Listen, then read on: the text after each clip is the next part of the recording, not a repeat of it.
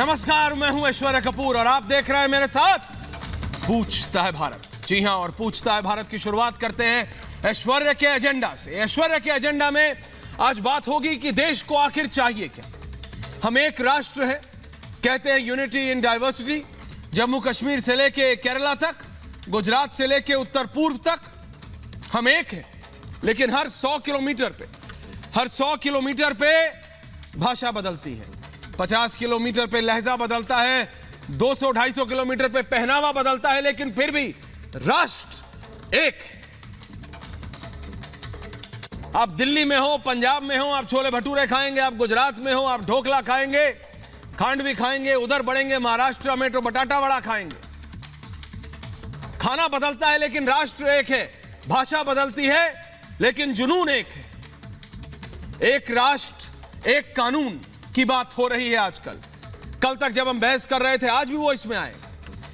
हिजाब पे हमने देखा हिजाब पे ये जो विजुअल्स चल रहे हैं, हिजाब पे कर्नाटक के एक शहर में एक कॉलेज से शुरू हुआ और कहां पहुंचा, सीधा पोल बाउंड उत्तर प्रदेश, यानी जहां इलेक्शन चल रहे हैं वहां पहुंच गया।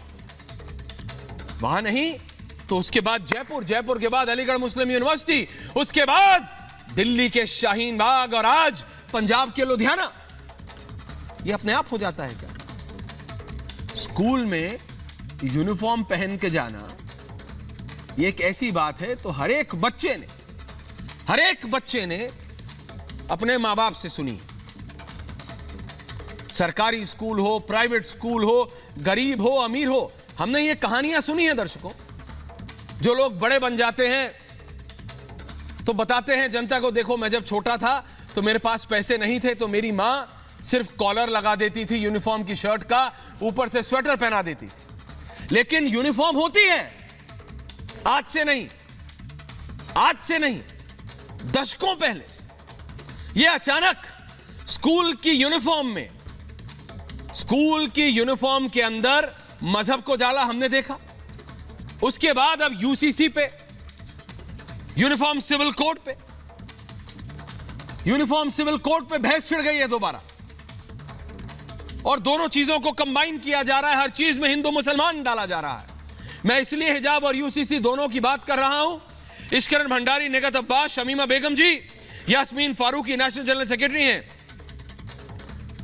मैं ये सिर्फ कह रहा हूं भाई कि आखिरकार आप मुझे ये बताइए, क्यों इलेक्शन से पहले हर चीज में, मतलब कल को अगर कोई एक बच्चा प्राइवेट स्कूल में काले जूते जिस दिन पहनने होते हैं उस दिन ना पहने, कोई और पहने, तो यह देखा जाएगा कि उसका नाम, मैं हर बार बोलता हूं, कपूर है कि खान है, उसके बाद निर्णय लिया जाएगा।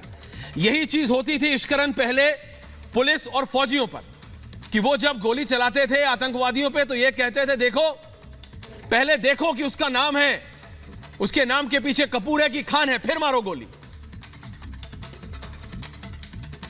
ये वही लोग कोई हैं जो टुकड़े गैंग की बात करते थे। हर चीज में हिंदू मुसलमान जानबूझ के ढूंढा जाता है। अरे बच्चा इश्करण, जब आप पढ़े, निगत अब्बास जब आप, या फिर यास्मीन फारूकी जी, आप भी जिस भी स्कूल में, जहां भी आपने शिक्षा, अगर पब्लिक संस्थान में, प्राइवेट संस्थान, सरकारी संस्थान, जहां भी आपने लिए, अगर होम ट्यूशंस नहीं जिसने भी, तो हमारे को नहीं पता होता था इश्करण कि हमारे सीधे हाथ पे बैठने वाला हिंदू है, उल्टे हाथ पे बैठने वाला क्रिश्चियन है, पीछे जो बैठा है वो सिख। मतलब मैं कह रहा हूं बॉस, हिंदू, पंजाबी, जैन ही पता रहता था क्या?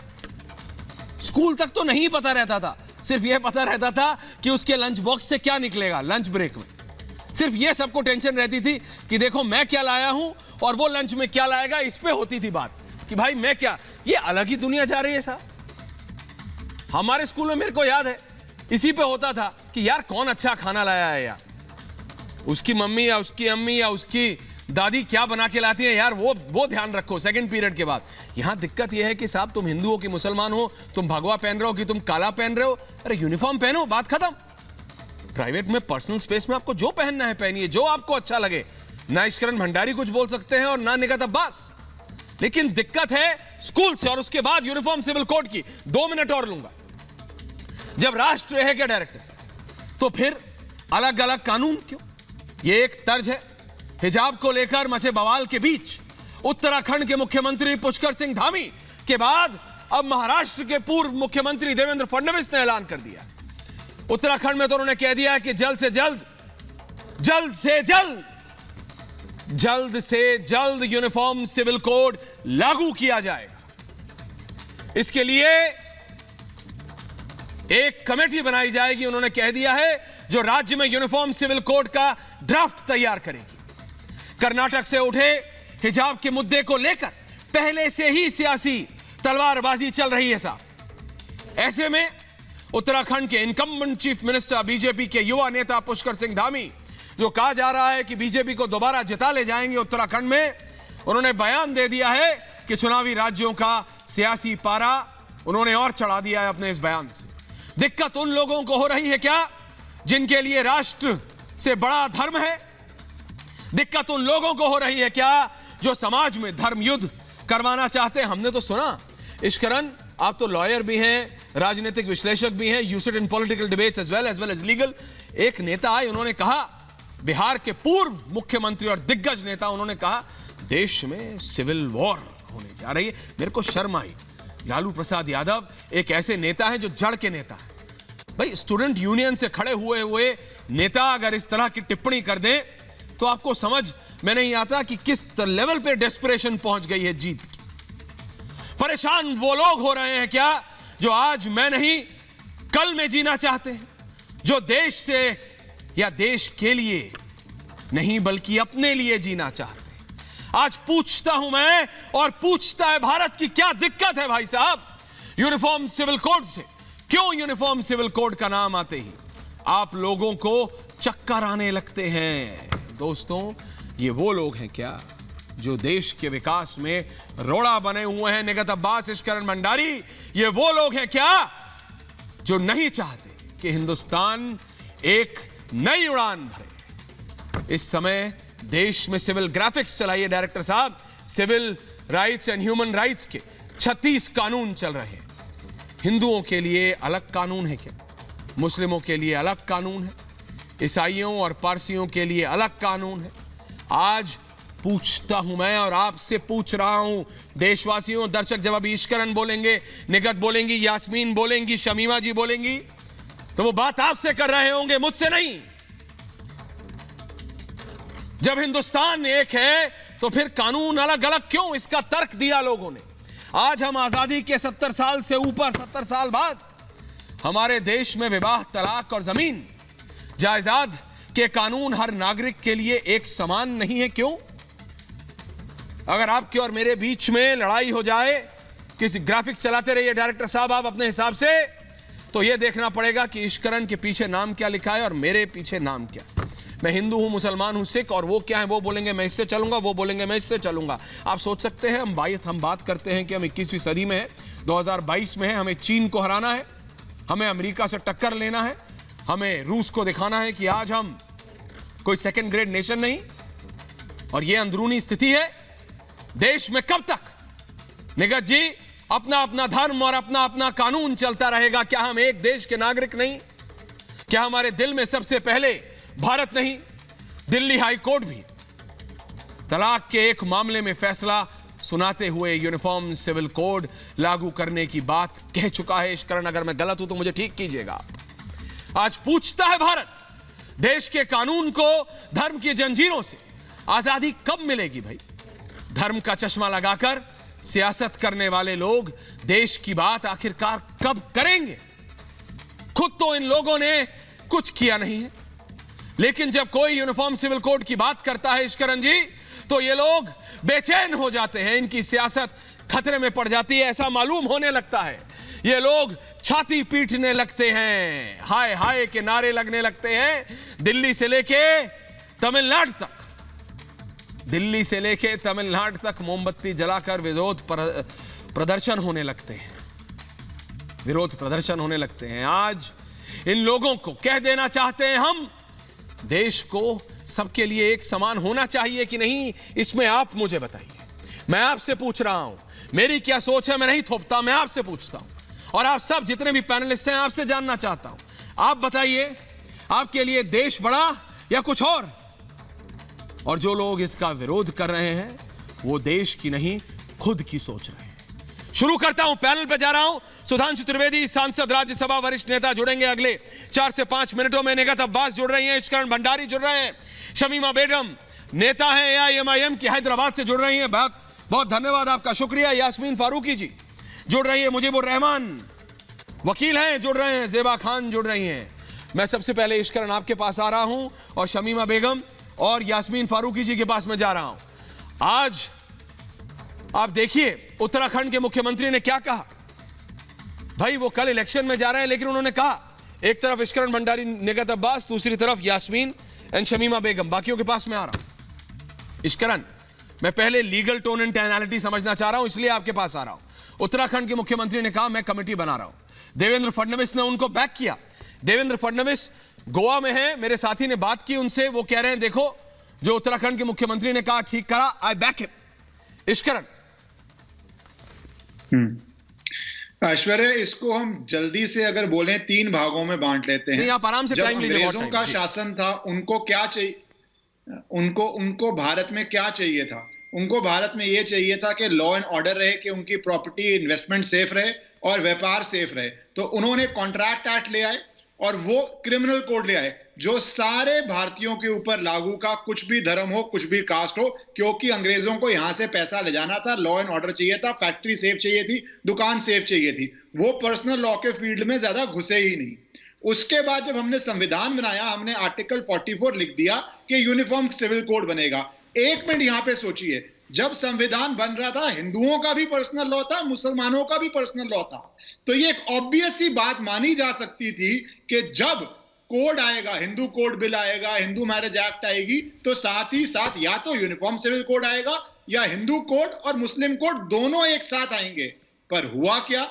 नेहरू जी ने बोला कि नहीं, मुस्लिम को पर्सनल लॉ में रहने दो और हिंदुओं के लिए हम हिंदू कोड बिल लेके आएंगे।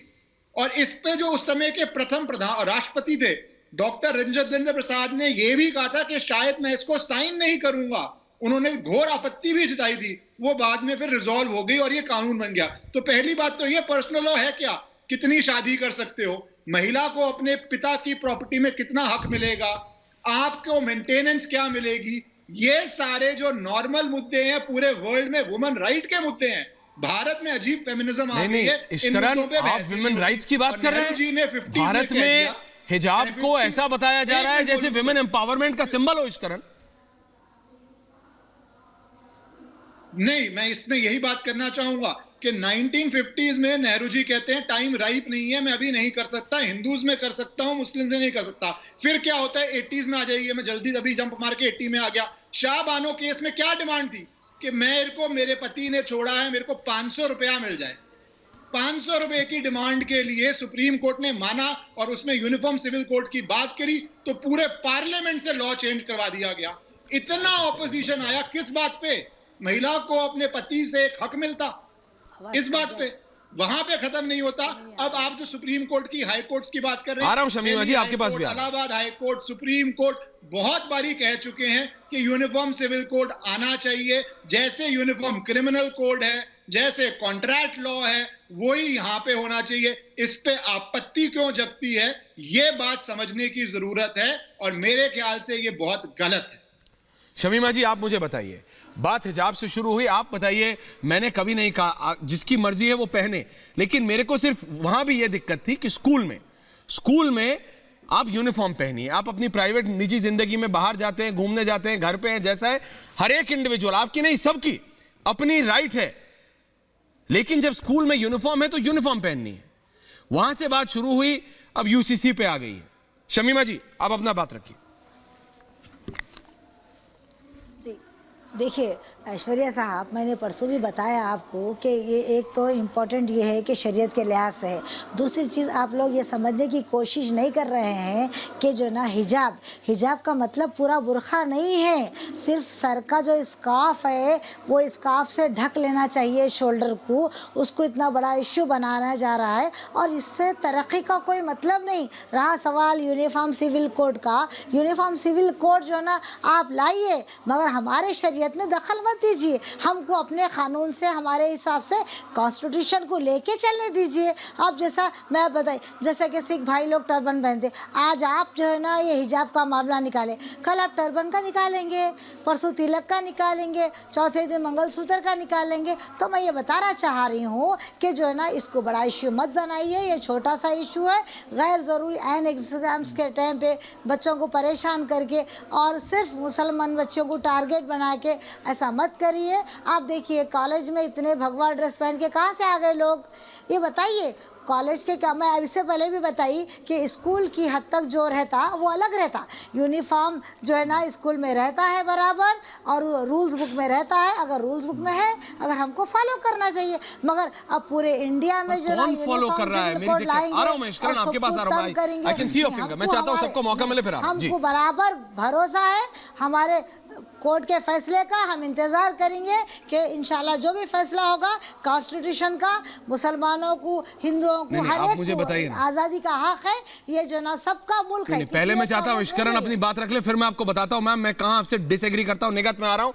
जास्मीन जी, एक रिक्वेस्ट है, मेरी टीम आपसे रिक्वेस्ट कर रही है कि अगर आप अपना फोन पैच करा सके, क्योंकि जो लाइव व्यू है उससे आपकी आवाज क्रैक हो रही है, तो आपकी आवाज मैम साफ जाएगी अगर आप अपना फोन पैच करा लेंगे। तब तक इश्करन जी आप अपनी बात कह रहे थे। हाँ इश्करन जवाब दे रहे। ऐश्वर्या भाई देखिए, पहली बात तो हाई कोर्ट ने एक इंटरिम स्टे नहीं दिया और सुप्रीम कोर्ट ने भी अर्जेंट टेस्टिंग नहीं दी। तो अभी तक जो क्या हो रहा है वो स्टेटस को चल रहा है। पुराना कानून है, 1980s का कानून है, 1995 का मेरे ख्याल से रूल है जिसके अंदर हो रहा है। और यूनिफॉर्म का मतलब क्या है, सारे बच्चे, जैसे आपके, मैं ध्यान से सुन रहा था, आपने शुरू में कहा सारे बच्चे एक समान लगें, वही पर्पस होता है यूनिफॉर्म का। और ये एक बेसिक रूल है। और साथ ही साथ केरला हाईकोर्ट की कुछ जजमेंट्स हैं, तब कोई शोर नहीं मचा। ये जो कह रहे हैं अभी, और मैं उनकी बात से सहमत हूं कि क्यों शोर मचाया जा रहा है। एक स्कूल का, एक कॉलेज का इशू था, उसको अलग अलग जगह प्रदर्शन करके, जबकि मैटर कोर्ट में चल रहा है। हमें सभ्यता से कोर्ट के फैसले का इंतजार करना चाहिए, जो फैसला आएगा सबको मानना चाहिए। और कोर्ट ने भी 2-3 बार कहा है कि एजिटेशंस क्यों चलें जब मैटर कोर्ट के अंदर है। तो मैं तो चाहूंगा कि आप इस फोरम से जो सब क्या चाहते भी हैं जब स्कूल के अंदर, वो भी ये बोलें कि प्रदर्शन बंद कीजिए, कोर्ट के फैसले की वेट कीजिए। निगत एंड जास्मीन, मैं मुजीबुर रहमान जी मैं आऊंगा क्योंकि मैं चाहता हूं कि आप इसमें लीगल एंगल आ रहे हैं। ज़ेबा मैं आ रहा हूं आपके पास भी, उस दिन भी आप निगत आपके व्यूज मेरे को नहीं पूरे देश को आज मालूम है कि मतलब हिजाब कंट्रोवर्सी पे क्या है। आप लगातार, मैं इसलिए आपको रख भी रहा हूं क्योंकि आप मुखरता से अपनी बात रख रही हैं। मैं ये कह रहा हूं अब ये यूसीसी भी आ गया है इसमें, ये एक डेलिबरेट हर चीज में हिंदू मुसलमान जोड़ेंगे हम, शिक्षा से लेके और कॉन्स्टिट्यूशन तक, तो कैसे चलेगा निगत? ऐश्वर्या, रियलिटी ये है कि ये धार्मिक मुद्दा है ही नहीं, ये एक विपक्ष के द्वारा ड्रिवन पॉलिटिकल एजेंडा है। और मैं बताती हूँ कैसे। इतने सालों में भारतीय जनता पार्टी की सरकार के खिलाफ विपक्ष को ना ही कभी भ्रष्टाचार और ना ही कभी दंगे फसाद का मुद्दा मिला। तो अब इन लोगों ने एक टीम प्रिपेयर करी जो मुद्दे मैन्युफैक्चर करती है। पहले इन्होंने मैन्युफैक्चर किया शाहीन बाग का मुद्दा, फिर इन्होंने मैन्युफैक्चर किया किसान आंदोलन का मुद्दा, और अब घिसी पिटी राजनीति करने के लिए ये कर रहे हैं हिजाब का मुद्दा मैन्युफैक्चर। और इससे इन लोगों को बड़ा फायदा होने वाला है क्योंकि इन्हें ये मालूम है कि मुसलमान जब आगे पढ़ लिख जाएगा, बढ़ जाएगा, तो मोदी सरकार को वोट डाल आएगा क्योंकि विकास और तरक्की को वोट देगा अपनी जहनियत से पढ़ लिख कर। और अगर पढ़ लिखेगा नहीं, अगर हम उस पर प्रतिबंध लगा देंगे, जो हिजाब एक प्रतिबंध ही है, क्योंकि सभी को पता है कि अगर हिजाब मना कर दिया जाएगा स्कूल में तो माँ बाप, माता पिता ये कह देंगे कि बेटा तुम बिना हिजाब के स्कूल मत जाओ, मदरसों में जाओ, मदरसों के कुएं में जाएंगे, बच्चियां क्या पढ़ेंगी, और इसी से विपक्ष का वोट बैंक बना रहेगा। नहीं तो आप मुझे बताइए ऐश्वर्या जी, इतने सालों में सानिया मिर्जा जी के बाद कोई और बच्ची क्यों हमारे पास स्पोर्ट्स वुमेन नहीं नेशनल उभर कर आई?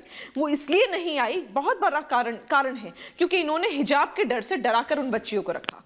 इतनी बड़ी विश्व में देखे जाने वाला क्रिकेट एक गेम, इतना बड़ा गेम है जहां पर क्रिकेट में विमेन्स टीम में एक भी मुसलमान महिला नहीं है। Hockey national, Indian national game है, उसमें विमेन्स टीम में एक भी महिला नहीं है। क्या हमारे पास टैलेंट नहीं है? मुसलमान कम्युनिटी में भरपूर टैलेंट है, लेकिन रौंद दिया जाता है, बच्चियों को डरा दिया जाता है कि अगर हिजाब नहीं पहनोगे तो अपने जीवन में कुछ आगे कर नहीं पाओगे, तुम्हारे रिश्ते अच्छे घरों में नहीं होंगे, तुम्हारे माँ बाप को लोग गालियां देंगे, तुम्हारी परवरिश पर सवाल, वो बच्चियां डर जाती हैं। ये क्या चाहते हैं? मेरी बात सुनिए, आखिरी 5 सेकंड। मैं ये कहना चाहती हूं कि ये क्या चाहते हैं अपनी बच्चियों से ये लोग ये चाहते हैं। विपक्ष की बात कर रही हूं मैं, मुसलमानों की बात नहीं कर रही। विपक्ष का एजेंडा है जो लोगों के दिमाग में, जहन में भर रहा है कि तुम अपनी बच्चियों से शादी करवाओ, बच्चे पैदा करवाओ और घरों में नल्ली और नहरी पकवाओ, और कोई काम नहीं ये चाहते। मुझे आज ये बताएं ना कि इतने सालों से जिस एजेंडे के हम मुखालिफत करते आए हैं, वो एजेंडा आज आप उस जगह लेकर आ गए जहां पर शिक्षा का घर जिस चीज को माना जाता है, आप लोगों ने हर धर्म को साइड कर दिया कि हाँ कोई कुछ भी करे, हम तो जी हिजाब पहनकर स्कूल में आएंगे। क्या ये सही है? आप मुझे बताइए। आप दीजिए, सुधांशु त्रिवेदी जुड़ गए, मुजीबुर रहमान आ रहा हूं मैं आपके पास। सुधांशु जी, यास्मीन फारूकी जी के पास जा रहा हूं निगत का जवाब, और फिर आपके पास आ रहा हूं। यास्मीन जी, आपने सबको सुना, अब मैं आपकी इस पे प्रतिक्रिया चाहता हूं। यास्मीन जी एंड सुधांशु त्रिवेदी, हाँ 2 वर्सेस 1। हाँ, मैं एक बहुत मतलब मेरे पास बोलने के लिए अल्फाज नहीं रहे हैं। मुझे ये समझ में नहीं आ रहा कि ये इशू ही क्या है। अच्छा। पहली बात तो कॉन्स्टिट्यूशन में कहीं यूनिफॉर्म है क्या कि स्कूलों में यूनिफॉर्म होना चाहिए? ये स्कूलों के एजेंडे हैं। मेरी पूरी बात सुन लीजिएगा, बीच में मत टोकिएगा। मैं स्कूल में पढ़ती थी, मैं सारे स्कूलों में प्रार्थना होती है, सारे बच्चे प्रार्थना पढ़ते हैं, भजन गाते हैं। कभी किसी मुसलमान ने ये एतराज किया बैठ के कि क्यों हो रहा है ये, हमारे बच्चे तो नहीं पढ़ेंगे? स्कूल के रूलिंग थे।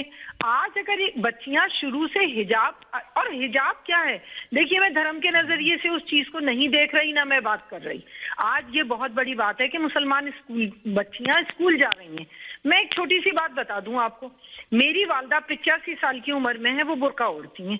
आज मैं उनसे खुद अगर कहती हूँ कि मम्मा बुर्का उतार दीजिए, तकलीफ होती है, गिर जाएंगी, वो कहती है नहीं भाई मेरी आदत है, देखो मुझे तो ऐसा लगता है मैंने कपड़े भी नहीं पहन रखे, मैं सर पे दुपट्टा, मेरी आदत में दाखिल है कि मैं ओढ़ती हूँ सर पे दुपट्टा।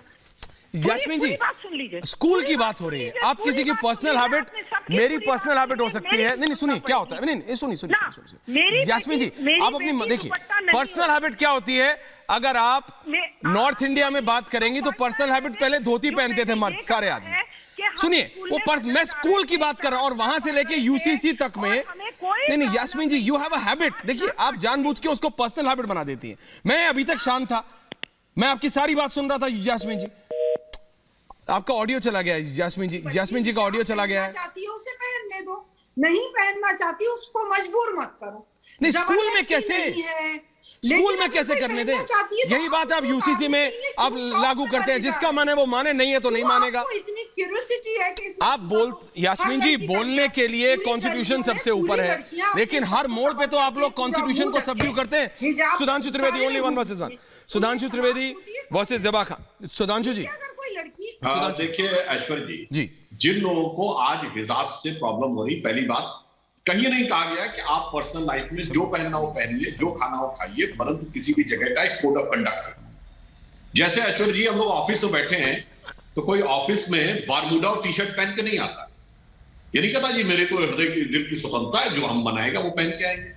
जैसे गुरुद्वारे में हम जाते हैं तो सर के ऊपर कुछ ना कुछ रख के जाते हैं, रुमाल रख के जाते हैं। ये नहीं कहते कि हम तो स्वतंत्र भारत के नागरिक हैं, तो जिस जगह पे आप जाते हैं उसका कोड ऑफ कंडक्ट भी फॉलो करते हैं। फिर चलिए, इन लोगों को किस चीज से समस्या नहीं थी? ये तो वही लोग हैं ना, जैसे अभी यास्मीन जी बोल रही थी, ये तो स्कूलों का एजेंडा है, कहां लिखा है? ये वही है जिन्होंने कहा था नेशनल एंथम बोला जाएगा तो खड़ा होना चाहिए, ये कहां लिखा है?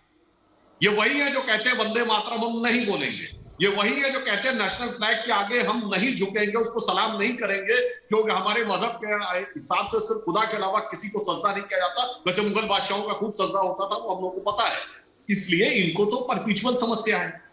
दूसरी बात मैं पूछना चाहता हूं, ये जितनी बच्चियां हैं जिनके बारे में कह रहे हैं, तमाम की तो सोशल मीडिया पे फोटो अवेलेबल है, जो पहले जीन्स और टॉप में थी, अचानक हिजाब में कैसे आ गई? इसका अर्थ ये हुआ कि किसी ने उनको प्रोवोक किया, जिसके बारे में यह है कि कैंपस फ्रंट ऑफ इंडिया जैसी संस्था जो कहीं ना कहीं बैकडोर से पीएफआई और उनसे संचालित है, उसने, अन्यथा मैं ईमानदारी से कहता हूं और दावे से कहता हूं, ये सारी बच्चियों का पुराना सोशल मीडिया प्रोफाइल निकाल के दिखा दे, कितने समय में हिजाब में है भाई। और आपने कहा कि हिजाब को मजहब से मत जोड़िए, मैं भी कहना चाहता हूं हिजाब मजहबी मामला नहीं है, ये तो अरब का मामला है। इंडियन सब कॉन्टिनेंट में सर पे पर्दा रखा जाता था, सारी औरतें पर्दा रखती हैं। ये बताइए कितनी मुस्लिम नेताओं को आपने, मोहसिना किदवई से लेकर नजमा हेपतुल्लाह तक, किसको देखा है हिजाब में? और तो छोड़ दीजिए, इंडियन सब कॉन्टिनेंट पे बांग्लादेश में बेगम खालिदा जिया और शेख हसीना दोनों सर पे पल्ला रखती है, हिजाब तो नहीं कहती, ना बेनजीर भुट्टो रखती थी। तो ये हिजाब जो अरबी पहनावा है वो अचानक कैसे आ गया? हम लोग भी बचपन में शक्ल कौक वाला बुर्का तो देखते थे, ये हिजाब तो भी पिछले 25-30 साल में आ गया। तो मैं यास्मीन जी की बात से सहमत हूं भाई, ये खाम है, आप अरबी पहनावा क्यों लेके आ? और अगर आप बुर्के को, हिजाब को अपने मजहबी उसका हिस्सा मानते हैं तो मैं विनम्रता से कहूंगा, तो अगर आप शरिया के उस हिस्से को मानते हैं कि औरत को पूरा बदन ढक के रखना चाहिए, बुर्के में रहना चाहिए, तो उसके हिसाब से तो अगर बुर्के से बाहर आए तो कोड़े भी मारे जाने चाहिए। और तमाम इस्लामी देशों में कानून है, ईरान से लेकर अफगानिस्तान। अब बताइए अगले चरण में उस पर भी जाएंगे क्या? क्या ये कहेंगे नहीं हमें आधा मंजूर है, पूरा नहीं, आधा चाहिए पूरा नहीं, यानी फलाहार करेंगे व्रत नहीं रखेंगे? तो ऐसे मजहबी अकीदत नहीं होती, ऐसे धार्मिक आस्था नहीं होती कि मैं फलाहार शाम को करूंगा पर व्रत तो रखूंगा, जबकि व्रत फलाहार का वो है। या तो ये कहिए कि हाँ हम पूरा रखेंगे। मुजीब जी जवाब दे रहे हैं, मुजीब जी जवाब दे रहे हैं 1 वर्सेस 1। मुजीबुर रहमान जी जवाब दीजिए। इश्करण में आ रहा हूं आपके पास। मैं सुधांशु त्रिवेदी जी से पूछूंगा। पहले एक सवाल मैं इनसे पूछूंगा कि अगर कल स्कूलों के अंदर बिकनी ड्रेस हो जाएगी तो क्या ये भेजेंगे? कैसे हो जाएगी? बताएं। अगर बिकनी को ड्रेस बना दिया जाएगा, यूनिफॉर्म बना दिया जाएगा, क्या बेतुकी बात कर मुजीबुर रहमान, आप वकील हैं राइट? क्यों बताइए ना, बेवकूफी अरे क्या बताइए, कौन डिसाइड करेगा? कौन डिसाइड करता है? यूनिफॉर्म। आप क्या कह रहे हैं? यूनिफॉर्म कौन डिसाइड करे? आप क्यों एजुकेटेड क्या बोल रहे हैं? आप वकील हैं, बना दी जाएगी तो मुजीबुर रहमान जी आप वकील हैं। अगर बिकनी को, आप वकील हैं, पूछ रहा हूं मैं आपसे, अगर आप वकील हैं, बिकनी से प्रॉब्लम हो रही है, सुधांशु जी को जवाब देने दीजिए मुझे, आप मैं कुछ बोल दूंगा। बिकनी से प्रॉब्लम, सुधांशु जी जवाब दीजिए इनको। करने में प्रॉब्लम क्या है बेतुकी बात करके? आपको प्रॉब्लम हुई, सुधांशु त्रिवेदी को अपने बच्चों को बिकनी में भेजने में प्रॉब्लम। आपने अच्छा सवाल किया, बहुत सारी लड़कियां, अच्छा सवाल किया। अच्छा आप जवाब ले लीजिए। मुजीबुर अच्छा सवाल किया। मुजीबुर जवाब ले लीजिए। मुजीबुर जवाब ले लीजिए। सुन लिया आपका जवाब ले लीजिए। मुजीबुर सुन लिया आपका जवाब ले लीजिए। जवाब ले लीजिए जवाब ले लीजिए वकील साहब, जवाब ले लीजिए। हाँ ड्रेस ठीक है, में कई ऐसी चीज हो सकती है जो किसी को ना अच्छी लगे। एग्जाम्पल के लिए ड्रेस में टाई है, और टाई तो एक प्रकार का क्रिश्चियन सिंबल है, पर फिर भी सब लोग पहनते हैं। तो मैं पूछना चाहता हूँ 71 साल से प्रॉब्लम क्यों नहीं? जो बच्चियां थी इनकी फोटो आप दिखाएंगे कि हिजाब पहन के आती थी पहले? मैं चुनौती से कहता हूं, दिखाइए कितने लोगों की हिसाब में फोटो, कि जैसे ही आदेश आएगा तो रिएक्शन होगा। अच्छा चलिए उडुपी में हुआ, ये प्रयागराज में काहे बात का प्रदर्शन हो रहा है? ये मालेगांव में तो कांग्रेस की सरकार है, ये मालेगांव महाराष्ट्र में क्यों प्रदर्शन हो रहा है, या अलीगढ़ में क्यों प्रदर्शन हो रहा है? इसलिए समझ में आता है मुद्दा हिजाब नहीं है, मुद्दा अकीदत का नहीं है, मुद्दा सहूलियत का भी नहीं है, मुद्दा सिर्फ और सिर्फ सियासत।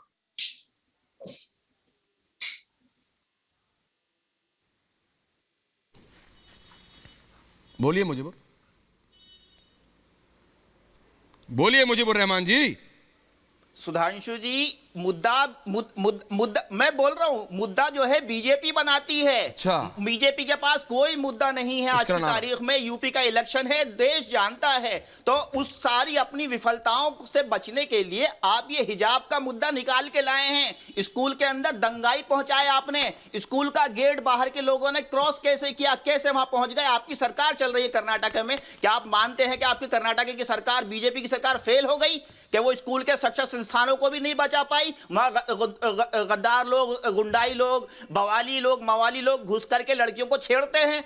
क्या आप मानते हैं इस बात को कि कर्नाटक बीजेपी की सरकार महिलाओं की सुरक्षा नहीं कर सकती देश की? जवाब दीजिए सुधांशु जी। ये बताइए, ये हिजाब के हुजूम जो निकल रहे हैं ये बीजेपी निकलवा रही है? गजब का तर्क दे रहे हैं आप साहब।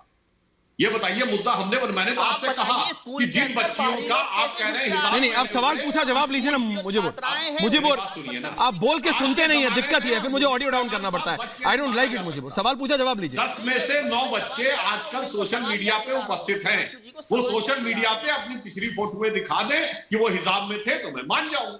इसका मतलब मुद्दा हिजाब नहीं था, ना उसमें 10 में से 9 बच्चियां हिजाब पहनती थी। मैं आपसे कह रहा हूं तमाम बच्चियों के तो जीन्स और टॉप में फोटो अवेलेबल है। इवन यहां तक कहा जा रहा है कि जिस लड़की के बारे में आप कह रहे हैं कि अल्लाह अकबर का नारा लगा रही है, उसकी भी फोटोज अवेलेबल है जीन्स और टॉप। फिर अचानक आज हिजाब का मुद्दा कैसे बना? ये अचानक हुआ है सुधांशु जी, मैं यही तो कह रहा हूं। ज़ेबा खान, यास्मीन फारूकी, ज़ेबा जी और उधर निगहत अब्बास। ज़ेबा जी नाम लेते ही नॉन स्टॉप मत शुरू हो। प्लीज सवाल मैम, सवाल है आपसे। मैं ये कह रहा हूं, आई एम कोटिंग, मैंने कल भी बोला था, बात सुधांशु त्रिवेदी गलत है, मान लिया, निगहत अब्बास गलत है, इश्करण भंडारी गलत है, बी आर अम्बेडकर को तो बाबा साहब अम्बेडकर को तो सब मानते हैं ना, उनको तो बोलते हैं कि रिलीजन से ऊपर, हिंदू मुस्लिम सिख ईसाई से ऊपर। उन्होंने क्या कहा था 40 साल पहले, मैं किताब से उनके पढ़ रहा हूं। उन्होंने कहा था चाहे बुर्का हो या हिजाब, ये सारे मामले मुसलमानों के सामाजिक सुधार से जुड़े हुए हैं, जिसकी तरफ डॉक्टर अंबेडकर ने खुद की अपनी किताब में ये 40 साल पहले जो मैंने आपको बताया, उन्होंने ध्यान दिलाया था और कहा था कि मुसलमानों को सावधान किया था कि जिस तरह हिंदुओं ने समाज सुधारक आंदोलन किए हैं, वैसे ही काम मुसलमानों को भी अपने समाज से करने चाहिए। मैं कह रहा हूं मैम, शरीयत में तो बिना महरम के कोई मुस्लिम औरत को घर से भी निकलने की अनुमति नहीं है, अगर मैं गलत नहीं। मैं ये कह रहा हूं, आपको जो पर्सनल है ना, जो आपका रिलीजन है, आप उसको मानिए। सुनिए, रिलीजन, सारे रिलीजन एक बराबर हैं। सुनिए, सारे रिलीजन एक बराबर हैं, सारे रिलीजन रिस्पेक्टेबल है। लेकिन जेबा जी, मेरी प्रॉब्लम है यूसीसी हो या स्कूल हो, यहां पे धर्म नहीं पहुंचना। आप स्कूल में धर्म पहुंचा रही हैं। दिक्कत मेरे को ये है, जो महिलाएं, जो बच्चियां, जो बहनें 1 साल से they were coming normally in uniform, अचानक क्या हुआ कि वो सारी बहनें एक साथ आ गई हिजाब में और ये हुआ। That's my point. जेबा जी प्लीज वो सुनिए। Ma'am, it's all yours, floor is yours. तो सही, आपने पहले बोला कि हिजाब जो है, 1 मिनट, हिजाब मुस्लिम महिलाओं के लिए जो आगे तरक्की का ये है। आप देख लीजिए, हर शहरों में हिजाब लगाकर लड़कियां स्कूटी चलाती हैं, कार चलाती हैं, डॉक्टर बन रही हैं, इंजीनियर बन रही हैं, पायलट बन रही हैं, हिजाब लगाकर बन रही हैं। ऐसा आप नहीं कह सकते। हिजाब अलग चीज है और डेवलपमेंट और जो एजुकेशन वो अलग चीज है। दोनों का कोई ये नहीं है, बिल्कुल रास्ता नहीं है कि हिजाब रास्ता रोकेगा। हिजाब का मतलब कि सेफ्टी। लड़कियां नहीं चाहती हैं कि लड़के फेस देखें और फेस देख के कमेंट्स करें, भद्दे कमेंट्स करें। और आजकल 1 मिनट ये ट्रेंड भी चल रहा है कि सर पर हिजाब जो मुस्लिम नहीं है, नॉन मुस्लिम, वो भी यहां तक बांधकर सनरेज से बचने के लिए चलती हैं। तो उसके बारे में क्या बोलिएगा? हर जगह पार्क में चले जाइए, ये ट्रेंड चल चुका है कि जो मुस्लिम नहीं है वो भी फेस को कवर करके चलती हैं, हेड को कवर करके चलती हैं। इसका जवाब नहीं देंगे कि स्कूल में यूनिफॉर्म क्यों नहीं? तो वो सुधांशु जी, आ रहा हूं आपके पास, आ रहा हूं, लेकिन निगत कुछ बोलना चाह रही है, जल्दी से बोलिए निगत जी। निगत, इसका नाम कमेंट जेबा, 1 मिनट, आपने बोले शमीमा जी, मैं आपको बताती हूं यहाँ पे पॉलिटिकल एजेंडे के साथ और क्या चल रहा है। बोलिए, बोलिए जेबा, एक सेकंड निगत, जिस, हाँ बोलिए। मैं ये बोलना चाहती हूँ कि 5 राज्यों में चुनाव है और जब भी चुनाव का माहौल बनता है, विकास तो किए नहीं है, युवाओं को रोजगार दिए नहीं है, किसान खुश नहीं है, नौजवान खुश नहीं है, छोटे उद्योगपति खुश नहीं है, छोटे दुकानदार खुश नहीं है, मजदूर खुश नहीं है, तो क्या करेंगे? कोई तो मुद्दा लाना होगा देश को गुमराह करने के लिए, जो सही मुद्दे हैं, मुद्दे से भटकाने के लिए। समझ गया आपकी बात। निगत कुछ बोल रहे हैं, इसका आ रहा हूं, सॉरी। हाँ निगत, थैंक यू ऐश्वर्या। ऐश्वर्या, यहाँ पर मैंने आपको कहा पॉलिटिकल एजेंडा, उसके साथ एक और एडिशनल फियर एजेंडा भी चल रहा है कि अगर किसी मुस्लिम महिला ने हिजाब पहना हुआ, डराया जा रहा है कुछ लोगों के द्वारा, अगर किसी मुस्लिम महिला ने हिजाब पहना हो तो बड़ी वो आदर्शों वाली, बड़ी आज्ञाकारी, बड़ी ही सभ्य सुशील लड़की है। पर अगर उसने हिजाब नहीं पहना है तो वो कैरेक्टरलेस हो जाती है, अल्लाह को ना मानने वाली हो जाती है और इस्लाम को ना परखने वाली हो जाती है। इस प्रकार का एजेंडा बेसिकली एक कपड़े का टुकड़ा तय करता है इन लोगों के यहाँ कि इस्लाम मानने वाला कौन है। अगर हिजाब पहना है तो इस्लाम मानती है, अगर हिजाब नहीं पहना है तो इस्लाम नहीं मानती। तो तमाम जो लोग यहाँ बैठे हैं उनके हिसाब से, जो यहाँ पर हिजाब के परस्त बैठे हैं, उनके हिसाब से अगर आज मैं खुले बाल कर बैठी हूं तो निगात अब्बास कितनी ही कुरान शरीफ पढ़ती हो, कितनी ही नमाजें पढ़ती हो, कितने ही रोजे रखती हो, लेकिन मुसलमान नहीं है क्योंकि हिजाब नहीं पहना है। मैं इनसे पूछना चाहती हूँ, ये इंजीनियर की बात कर रही हैं, बहुत पढ़ी लिखी बातें कर रही हैं, मैं जानना चाहती हूँ, आप मुझे बताइए। और हमारे पास तमाम सर्वेज हैं, ये मैं नहीं बोल रही हूँ, इंटरनेट पे आप देखिए, आपको खूब मिलेंगे कि कितनी मुसलमान महिलाएं हैं आज जो स्पोर्ट्स वुमेन हो भारत में, कितनी मुसलमान महिलाएं हैं जो कॉर्पोरेट वर्ल्ड में, एमएनसी वर्ल्ड में, प्राइवेट फर्म्स में, गवर्नमेंट जॉब में अच्छे लेवल पे हो। अरे छोड़िए अच्छा लेवल, मीडियोकर लेवल पर भी नहीं है, गिनी चुनी आर्मी ऑफिशियल्स में भी लोग नहीं है, डिफेंस सेक्टर में लोग नहीं है। मुसलमान कहां है? हिजाब के पीछे महिलाएं हैं। मर्दों को 4 शादियां करने की आजादी है, तलाक बोलकर औरत को बर्बाद कर देने की आजादी है, हलाला बखूबी निभा देने की आजादी है, लेकिन हिजाब जो प्रतिबंध है वो सिर्फ और सिर्फ महिलाओं पे ऐसा क्यों है? ये इसीलिए है क्योंकि अगर महिलाएं पढ़ लिख जाएंगी, बढ़ लिख जाएंगी, तो इनकी जो दुकानें हैं ना, जो कट्टरपंथी ठेकेदार बनकर बैठे हैं, इनकी दुकानें बंद हो जाएंगी। और वो दुकानें बंद हो जाएंगी, इस वजह से इन्हें डर लगता है, इसलिए मुसलमान महिला को आज दबाना चाहते हैं। और मेरी जितनी भी बहनें यहां पर बैठी हैं, जो नकाब परस्त बैठी हैं, मैं उन्हें भी बताना चाहती हूं कि आप पहनिए नकाब, कोई मनाही नहीं है। हमारे देश हमारा संविधान हमें हक देता है, लेकिन अगर बात पढ़ाई की आती है तो पहले किताब दीजिए फिर हिजाब दीजिए। आपका एजेंडा है पहले हिजाब और फिर किताब, ये गलत है। हमारी लड़ाई आज आपसे है ही इसलिए क्योंकि आपने किताब को तवज्जो नहीं दी, हिजाब को तवज्जो दी। बस यही मैं कहना चाहती हूँ कि पहले किताब को तवज्जो दे दीजिए फिर। सुधांशु जी कुछ कह रहे हैं, उसके बाद मैं आ रहा हूं आपके पास। जास्मीन जी आप कुछ कह रहे हैं? देखिए, मुझे जो कुछ यहाँ कहा जा रहा है उससे ज्यादा मुझे इस बात के ऊपर आश्चर्य है ऐश्वर्या जी, ये left liberal women right activist कहां है? अभी आपके सामने बोला जा रहा है कि साहब वो चेहरा ढक के रखना चाहिए ताकि लड़के देखे नहीं, कमेंट ना करें। अरे कहां गई वो एक्टिविस्ट जो कहती थी मिनी स्कर्ट पहनने के ऊपर किसी से कुछ कह दिया जाए तो एकदम आक्रामक मुद्रा में कूद पड़ती थी? आज वो हिजाब और बुर्का के पक्ष में खड़ी हुई।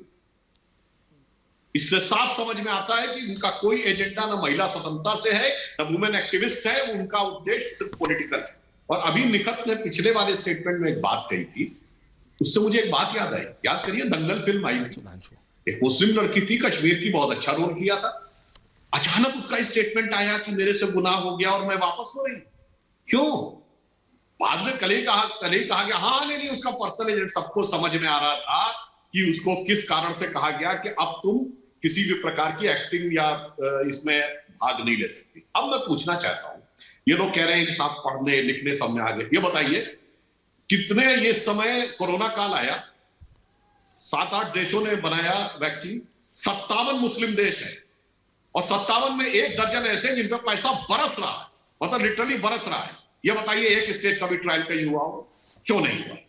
पिछले 300-400 सालों में किसी मुस्लिम देश ने एक इन्वेंशन किया हो? बताइए। और जितने लोग यहां बैठे हैं इनसे मैं पूछना चाहता हूं, उस एक मुस्लिम का नाम बताइए जिसको फिजिक्स का नोबेल प्राइज मिला हो।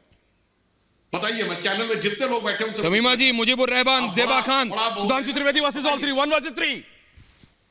बताइए शमीमा जी, ज़ेबा जी, मुजीबुर रहमान, आप तीनों हैं। Only Sudhanshu Trivedi versus 3। इश्करण आ रहा हूं उसके बाद। मैडम के बारे में मैं ये बोलना चाहती हूँ कि सर पे अगर स्कार्फ बनने के बाद और कोई चीज की रुकावट हो रही पढ़ाई के मामले में, या देखिए 10th तक तो जो स्कूल में SSC का बोर्ड एग्जाम तक तो बराबर है, यूनिफॉर्म जमाने से चलते आ रहा है और वो रूल बुक है, वो बराबर मानेंगे हम। मगर ये इंटरमीडिएट ग्रेजुएशन में नए यूनिफॉर्म सिविल कोड, अरे आप क्यों इतना दखल दे रहे हैं? मुद्दा बात अलग है, यहाँ पर हिजाब का आप लेके जा रहे हैं शादियां करने के ऊपर, मुद्दा बात अलग है। यहाँ पर निखत जी तो बड़ा पूरा मुसलमानों को बदनाम करने के लिए बैठी हुई है यहाँ पर।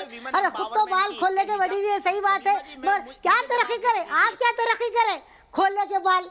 अरे क्या बताना चाह रहे हैं आप मुसलमानों के बारे में? क्या बदनाम करना चाह रहे हैं आप? बताइए आप। निगत को ले, निगत वर्सेस शमीमा जी। शमीमा जी आप कह रही हैं, अब आप डिसाइड करेंगे। जो मुका है बोलते चले आ रहे हैं। मैं ये कह रहा हूँ, आप तो शमीमा जी को रखिए, डिसाइड कर चुकी हैं, यही मैं कह रही हूँ। शमीमा जी, शमीमा जी तो बात है ऐश्वर्या, वो डिसाइड कर चुकी हैं। हिजाब के बारे में बात करिए खाली। नहीं तो अब आप डिसाइड करेंगे कि निगत क्या पहनेंगे, वो क्या से बाल करेंगे, क्या बोल रही हैं आप? अरे आपको फ्रीडम है, आप जो पहने, उनको फ्रीडम है वो जो पहने। एग्जैक्टली माय पॉइंट ऐश्वर्या, खाली क्या मतलब है? तभी मैं इतनी देर से कह रही हूँ कि ये ड्रिवन एजेंडा है। अगर ड्रिवन एजेंडा ना होता तो क्या यहाँ पर एक महिला बैठकर दूसरी महिला पर चिल्ला रही होती, इस प्रकार से टिप्पणी कर रही होती कि यही तो मैं कह रही हूँ। तो आप सोचिए, जब नेशनल टेलीविजन पर यहाँ पर ये बात बोली जा रही है कि बाल खोलकर बैठे हैं तो क्या मिल रहा है, तो जाहिर सी बात है 4 दीवारी में किस प्रकार की सीख मिलती होगी कि बेटा तुम्हारी अच्छी घरों में शादी नहीं होगी, तुम्हारी अच्छी परवरिश पर लोग सवाल उठाएंगे।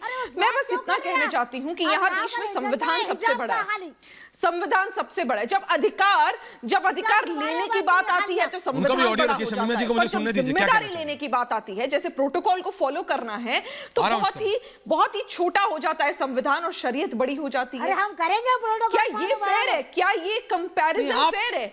अगर आप कॉन्स्टिट्यूशन का हवाला देकर भी बात करते हैं तो अधिकार तो लीजिए, लेकिन साथ में जिम्मेदारी लेना भी आपका एक बहुत बड़ा अधिकार, बहुत बड़ा हक और सबसे बड़ी जिम्मेदारी है हिंदुस्तान में रहते हुए। अगर आप यहां पर फेल हो गए, अगर आप बच्चियों को पढ़ाई देने में फेल हो गए, अगर आप बच्चियों की पढ़ाई में आड़ा बन गए, अगर आप बच्चियों की पढ़ाई में हिजाब ले आए, तो माफ करिएगा, आप किसी के साथ नहीं, अपनी बच्चियों के साथ गलत कर रहे हैं, इनजस्टिस कर रहे हैं, नाइंसाफी कर रहे हैं। मेरे माता पिता ने मुझे इतना प्रिविलेज बनाया कि आज मैं ऐश्वर्या के सामने, ऐश्वर्या के चैनल पे, नेशनल टेलीविजन पर अपनी बात को रख सकती हूं। लेकिन बहुत ऐसी बच्चियां ऐश्वर्या बेबस हैं जो गालियां खा लेती हैं, ट्रोल हो जाती हैं, बेचारी बेबस हो जाती हैं, लेकिन अपना जवाब नहीं दे पाती। पर ये गलत है ना, उनके साथ गलत। सुधांशु त्रिवेदी यही तो कह रहे थे, वो सारे जो विमेन राइट एक्टिविस्ट हैं वो सारे आज कहां हैं?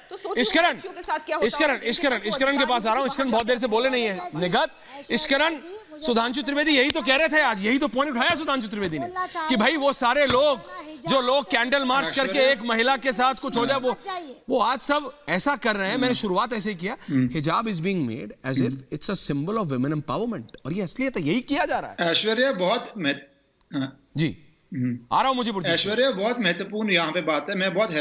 मैं बहुत हैरान हुआ यहाँ पे। एक आप कह रहे हैं वकील हैं जो कहते हैं स्कूल ने अगर बिकनी कर दी तो क्या किया जाएगा। मैं बहुत हैरान हूँ क्योंकि मुझे एक मिनट पहले बोलने की, क्योंकि अगर कोई स्कूल बिकनी प्रिस्क्राइब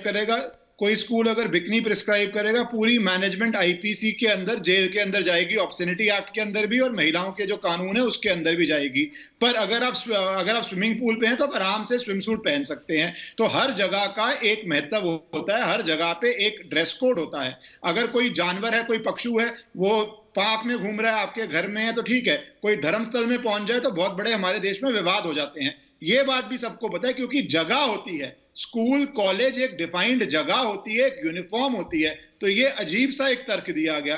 दूसरी बात, थोड़ा सा मैं सुधांशु जी से असहमत हूं जब वो कहते हैं कि वो लड़कियां बाहर भी हिजाब नहीं पहनती थी। मेरे ख्याल से इस बात की कोई वैल्यू ही नहीं है। सपोज वो बाहर हिजाब पहनती भी हो, उससे क्या फर्क पड़ेगा? क्या ये एसेंशियल रिलीजियस प्रैक्टिस है, नहीं है, वो हाई कोर्ट डिसाइड करेगा। और अगर वो पहनती भी हो तो स्कूल में क्या पहन सकती हैं, ये सवाल है। तो इसलिए अगर हम इस तर्क पे जाएंगे कि बाहर क्या पहनती हैं तो स्कूल में क्या पहनती हैं, वो थोड़ा डेंजरस एरिया हो जाएगा। स्कूल की अपनी एक मर्यादा है, बाहर जो भी करते हो, पहनते हो या ना पहनते हो, उसका मेरे ख्याल से कोई असर स्कूल के अंदर नहीं पड़ना चाहिए। और एक लास्ट बात जोड़ूंगा, जो बार बार महिलाओं की बात होती है, वुमेन राइट की होती है, सुधांशु जी आ रहा हूं आपके पास। एक सिर्फ कंसेंट पे बात बोलूंगा, जो स्कूल में है वो 18 साल से नीचे हैं। हमारे कानून में 18 से नीचे तो वैसे भी कंसेंट नहीं हो सकता, चाहे पुरुष हो चाहे महिला हो। आप कंसेंट दें तो भी कंसेंट नहीं मानता कानून उसको। तो एक 12-14 साल की बच्ची जब अपने मोहल्ले से निकलेगी, उसकी ड्रेस उसके पिताजी, उसके ग्रैंडफादर, उसके आंट्स डिसाइड करेंगी और अलग अलग तरह की टिप्पणी करेंगी अगर वो नहीं पहनेगी, अगर स्कूल में पहनना अलाउड है तो जो महिलाओं की बात करती हैं, कम से कम उनको तो सामने आके ये बात का विरोध करना चाहिए आज की शताब्दी में कि आप बच्चों को उस कोड में, उस ड्रेस कोड में स्कूल भेज रहे हैं जो मुजीबुर और फिर मैं आ रहा हूं आगे। Sudhanshu ji, I will come to you last 30 seconds. Mujibur जल्दी से जवाब दीजिए। मुझे रिवॉल्ट बोलिए मुजीबुर जी। जी, मैं जैसे इनको बुरा लगा बिकनी, जैसे स्कूल में बिकनी पहनना इनको बुरा लगा, ऐसे ही बुरा नहीं लगा। उन्होंने कहा लीगली गलत है। बुरा नहीं, उन्होंने कहा लीगली गलत है। बुरा मेरे को लगा था, लेकिन वो कह रहा है लीगली गलत। वो भी गलत है। वही स्कार, सर का कपड़ा खींचना भी किसने खींचा? बुरा लगेगा उन लड़कियों को, जैसे इनको लग रहा है बिक्री स्कूल में अगर प्रिस्क्राइब की जाए। लड़की का जो सर, अरे भाई कानून पढ़ लो यार, एक पूरा कानून पढ़ के आ जाओ। कोई स्कूल अगर ये डरेगा भारत के कानून में अपराध है, वो सर होता है, अपराध होगा की सभ्यता में। थोड़ा कानून पढ़ के आ जाओ। हमने प्रतिभा पाटिल हमारी प्रेसिडेंट थी, हमने उनका सर खुला नहीं देखा कभी। तो आप कहते हैं वो बैकवर्ड थी, जो हमारी फॉर्मर प्रेसिडेंट थी वो बैकवर्ड थी। आप ये कहना चाहते हैं? ये तो आदमी क्या बात कर रहा है, मुझे समझ नहीं आ रहा है यार। जो है सर के Sudhanshu ji last 30 second. Sudhanshu Trivedi last 30 seconds please. Sudhanshu ji final word on the debate. हाँ सुधांशु जी बोलिए। मैं सिर्फ एक तो क्लैरिफिकेशन दे दूं, मैंने इश्करण जी ये नहीं कहा था बाहर, मैंने कहा था उस डेट से पहले जो नहीं पहनती थी, अचानक इस डेट के बाद कैसे पहने। दूसरा ये मुजीब ने कहा, अरे जनाब यही तो मैं कह रहा हूँ, भारतीय उपमहाद्वीप में पूरे में सर पे पल्ला रखा जाता है, उसको पल्ला कहिए, हिजाब क्यों कह रहे हैं? मुझे डाउन बोलिए, पल्ला कहिए। पल्लू कहिए, हिजाब क्यों कह रहे हैं? हिजाब तो अरबी भाषा है और यह अरबी पहनावा है और वहां पुरुष भी पहनते हैं क्योंकि वहां पे गर्म हवाएं चलती हैं जिसकी वजह से चेहरे को ढकना होता है। हिजाब का मतलब यही है सर ढकना। अब बताइए आप। और दूसरी बात मैं कहना चाहता हूं, मेरी बात का उत्तर किसी ने नहीं दिया। अरे भैया, इसी हिजाब किताब में आप पढ़े रहे और मैं याद दिलाना चाहता हूं जो आरिफ मोहम्मद खान साहब ने कहा था कि राजीव गांधी जी की सरकार में कैबिनेट मिनिस्टर ने शाहबानो केस के समय उनसे कहा था कि अगर मुसलमान गटर में पड़े रहना चाहते हैं तो उन्हें पड़े रहने दो, तुम क्यों ठेका लिया उनको बाहर निकालने का? कहीं ना कहीं विपक्षी दलों की मानसिकता यही है। और आप चैनल में बैठा कोई व्यक्ति नहीं बता पाया उस साइंटिस्ट का नाम जिसको नोबेल पुरस्कार मिला हो, किसी को नहीं पता। पढ़ाई लिखाई कर रहे हैं और मुस्लिम साइंटिस्ट का नाम आपने सवाल पूछे, जवाब नहीं। लेकिन मेरी दिक्कत सिर्फ ये है कि बच्चों को जब स्कूल कॉलेज में पहुंचता है, इंटरमीडिएट लेवल पे पहुंचता है, तो उस लेवल पे जाके डिस्टर्ब करता है जहां कोर फैब्रिक डिस्टर्ब होता है। उसको रोकने की जरूरत है। बहुत बहुत धन्यवाद आप सबका। निगत, इश्करन, सुधांशु त्रिवेदी, बहुत बहुत धन्यवाद सुधांशु।